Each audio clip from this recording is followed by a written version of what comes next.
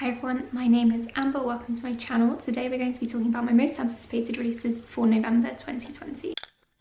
So I'm wrapped in a blanket right now because I'm filming in my conservatory and it's freezing. I really wanted to film today, so that is what I am doing. And also you might be able to hear some birds outside because they're being really noisy today. I think they're hungry, so I apologise for that. But without further ado, I'm going to tell you about the 12 new releases that I'm going to be looking forward to reading, in November. So there are only 12 this month, which is a lot less than I normally feature. November is always a bit of a slower month along with December for new book releases, so that's why there are only a few. The first one I want to mention is The Vise Avengers by Evan Winter. This one is the sequel to The Rage of Dragons, which I haven't read yet, but I really want to read it. I don't think I'm going to have time to get to it before this one comes out, but I do want to get to it very soon and maybe marathon the two books that are out at the moment, or that will be out. So the first book kind of sounds like the plot of Spartacus, the TV show, or the real life legend, in that it's a kind of gladiator revenge story, and it's also set in a fantasy world, and I imagine dragons are involved somehow. I'm really keen to read it. It sounds really good, and I know that it has had some mixed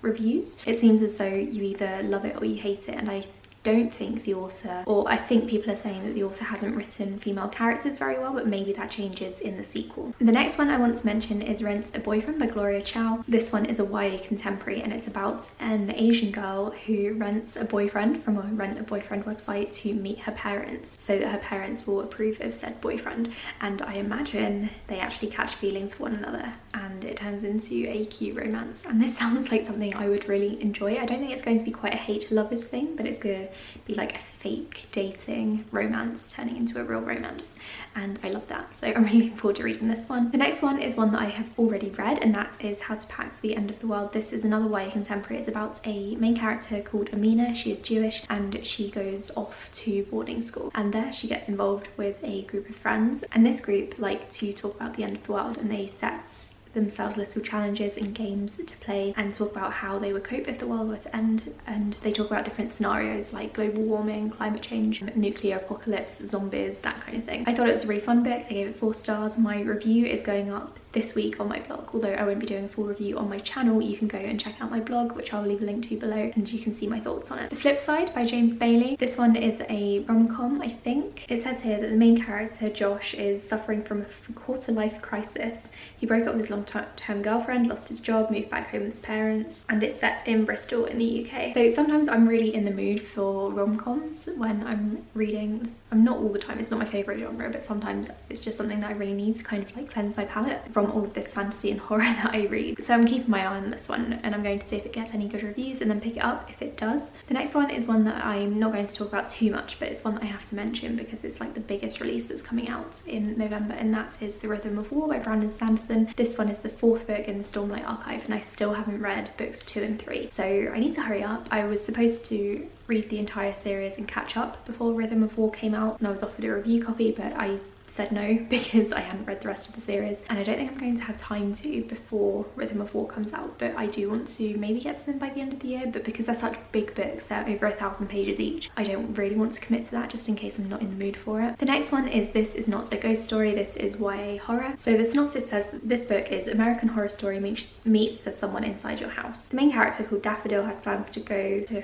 college, but she wants a quiet summer first, and she ends up house sitting in a mansion, which I assume is going to be haunted. And I think it's a little bit late for horror stories for me personally, but I know a lot of people are reading a lot of horror in November. I am very much interested in reading this one eventually when I'm back in the horror mood. These Violent Delights. This one is a Romeo and Juliet retelling. I think it might be fantasy, and it's set in 1920s Shanghai. So I don't normally like Romeo and Juliet retellings all that much, or Romeo and Juliet itself, but this one is set in Shanghai, so I think it's going to be a bit more original than the others that I've read, and so I'm really looking forward to it. It's been getting a lot of really good reviews as well. Boy Toy, which again is another rom-com. This one is about an old woman who gets with a younger guy. I think she's Australian living in LA, and she's trying to avoid going back home to her family, and so I think she hooks up with someone and uses him as an excuse. Again, I'm sometimes really in the mood for rom-coms, and this one sounds quite fun, so that's on my list. The next one is another huge one, and that is The Burning God by R.F. Kuang, and this is the 3rd book in the Poppy War trilogy. It's the final one. I am so excited. I have this pre-ordered. I cannot wait to read it. I'm going to be doing a full review on my blog. I'm probably going to be reading it the day it comes out, and maybe booking the day off work so that I can read it and finish it in one day, because I am so excited. I want to know what happens to Rin and some other characters, and also my ship, because my ship was kind of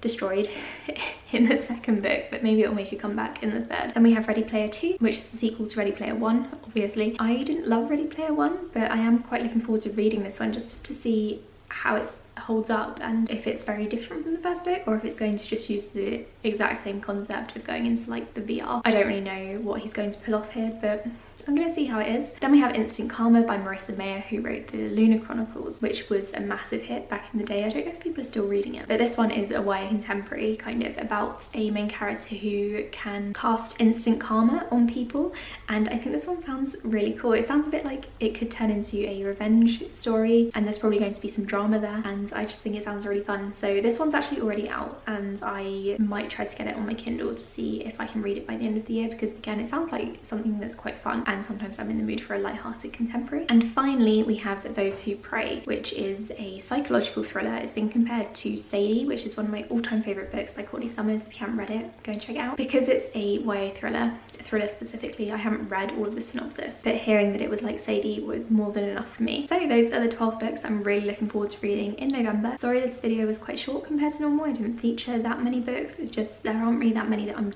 dying to read, apart from a few. Really, Rhythm of War and The Burning God are taking up all of my energy right now, so I don't really want to read anything else. I think December is also going to be a really quiet month, but I'm going to do a new releases video for September releases too, because there are quite a few good ones coming out, particularly The Cousins, but I will talk about that in my December video. And then we'll have January, and that's when all of the books are coming out, so I'm gonna have so many books to talk about in January. Thank you for watching this video. I do these videos every single month, and I talk about which new releases I'm most anticipating, or just which ones are coming out soon and which ones you might be interested in, because even though I'm not interested in them, you guys might be. So sometimes there are sequels that get featured that I may not be all that interested in, but you probably are. So please subscribe if you enjoy these videos. If you want to see more of them, please also like the video. I will speak to you all in the next one. Bye.